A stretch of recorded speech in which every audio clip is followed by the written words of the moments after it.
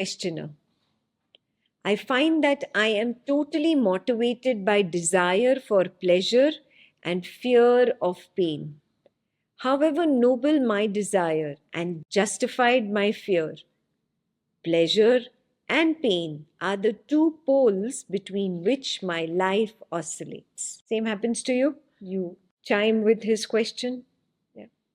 Maharaj says, go to the source of both pain and pleasure.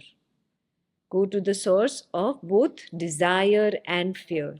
Observe, investigate, try to understand. Self-investigation, self-inquiry is a must, he's telling you. Questioner says, desire and fear, both are feelings caused by physical or mental factors. They are there, easily observable. But why are they there? Why do I desire pleasure? And why do I fear pain? Maharaj says, pleasure and pain are states of mind. As long as you think you are the mind, or rather the body mind, you are bound to raise such questions. Of the mind means they are waves. They are the drishya, they are not the drig. This is what he's saying. It is that which is seen, it is not the seer. It is not the one who is being. It is that which is seen.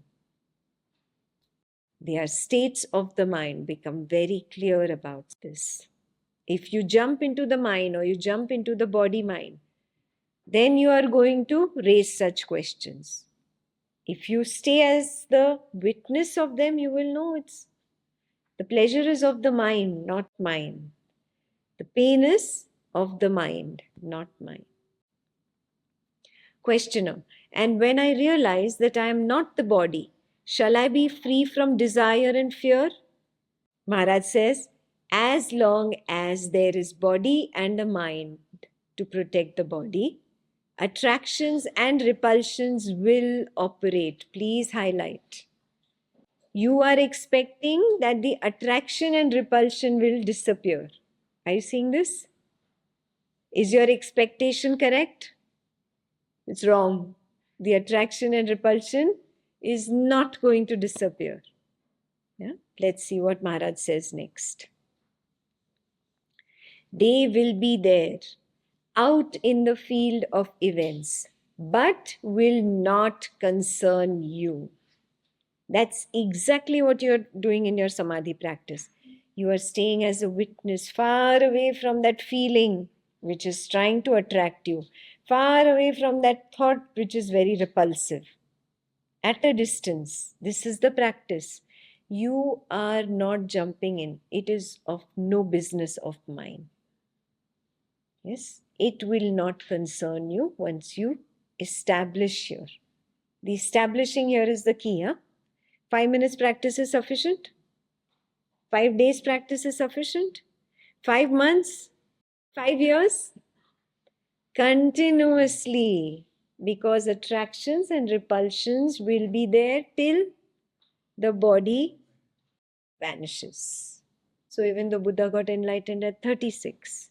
Till 82, what was he vigilant about? These attractive and repulsive forces. Yeah, like magnets. They're trying to attract or repel. Continuously that will go on. He was not concerned. Do you see that? That is the skill we are attempting to develop through the samadhi. That is how your closed-eyed samadhi will start reflecting in your open-eyed daily routine. When you don't give in to the attraction and don't give in to the repulsion in your open-eyed daily routine, then you know your closed-eyed samadhi has now flowered into open-eyed samadhi. This is the only true samadhi. If it does not translate to your open-eyed daily routine, it is pointless. So moving your energy from bottom of the spine to the top of the head, doing thousands of postures with your head down and your feet up. Okay, so what? You walk on water, walk on fire. Okay, so what? So what? Have you learned to dodge the attractions and repulsions? Have you managed to maintain your calmness in whatever the situation, love or war?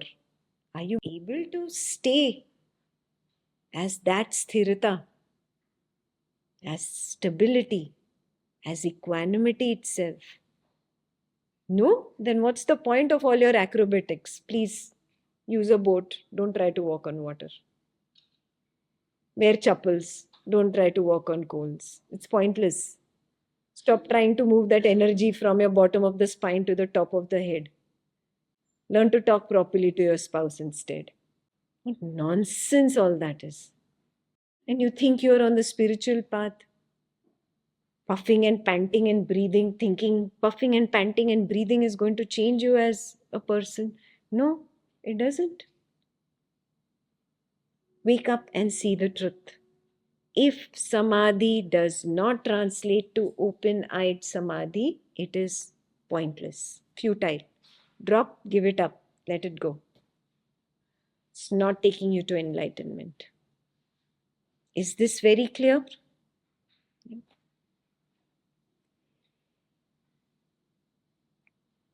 As long as there is a body and a mind to protect the body, attractions and repulsions will operate.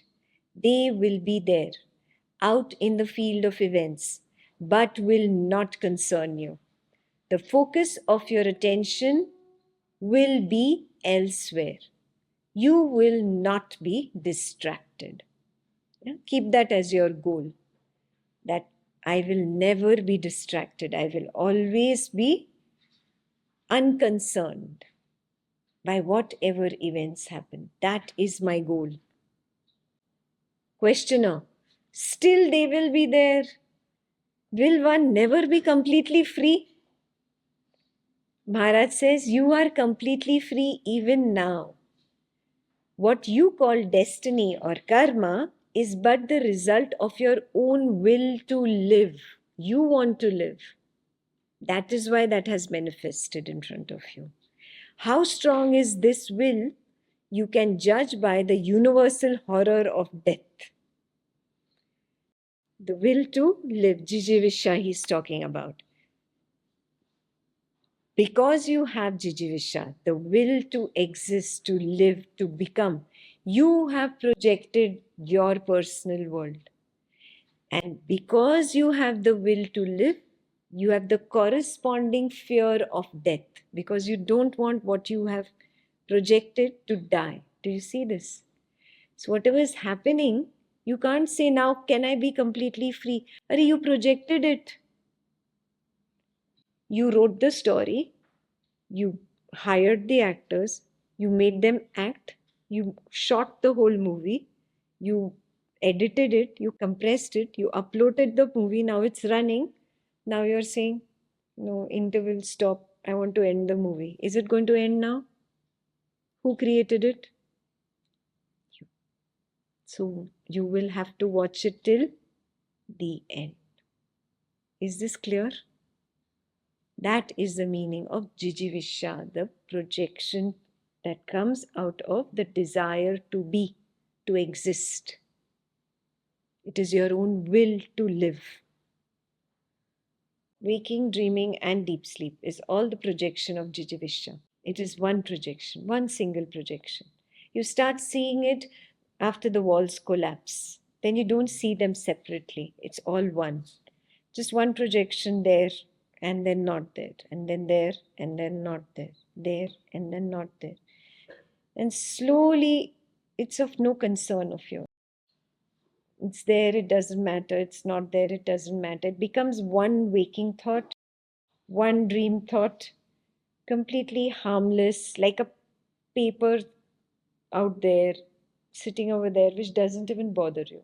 It's there, it's somewhere lying there, like that. Somewhere the movie is going on. You know, boring movie? Have you been to a boring movie? Yeah, and it's just going on. After some time, you're not even watching, but your family is watching, so you cannot leave the theater, but you're not there. Do you have one little glimpse of it? Yeah, you're there, yet you're not there. That's exactly what happens. Because it doesn't concern me now.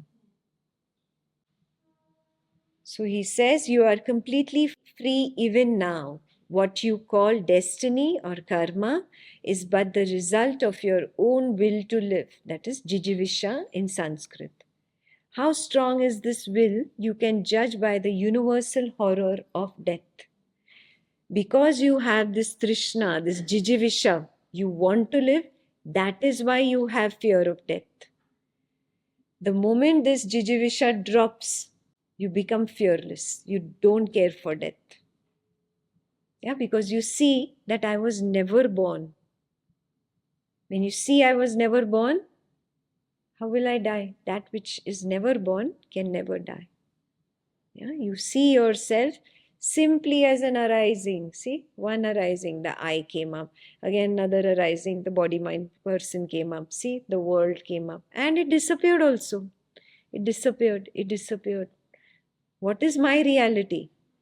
Oh, that ocean of nothingness in which it appeared and disappeared. Oh, there is no birth and there is no death for me. That's how you become fearless. Then you understand, oh, the horror of death was related to my jijivisha. Because my jijivisha has gone, that horror of death has gone, and the fearlessness has come up. Okay. Questioner says, but people die willingly, quite often. Maharaj says, only when the alternative is worse than death. For example, cancer, stroke, some major disease, dementia, whatever. But such readiness to die flows from the same source as the will to live. Do you see it? Because they wanted to live, but now the body is so diseased. So it's the same source. It's from jijivisha. Oh, I cannot live, so I might as well die. That is the reason. Yeah. A source deeper even than life itself. Yeah? Jijivisha is deeper than life itself. To be a living being is not the ultimate state. Please highlight. To be a living being is not the ultimate state. There is something beyond, much more wonderful, which is neither being nor non-being, neither living nor non-living. It is a state of pure awareness, beyond the limitations of space and time. Once the illusion that the body-mind is oneself is abandoned, death loses its terror. It becomes a part of living. Yeah, this I already explained. Yeah, the moment jijivisha is gone, the horror of death is gone, and there is fearlessness.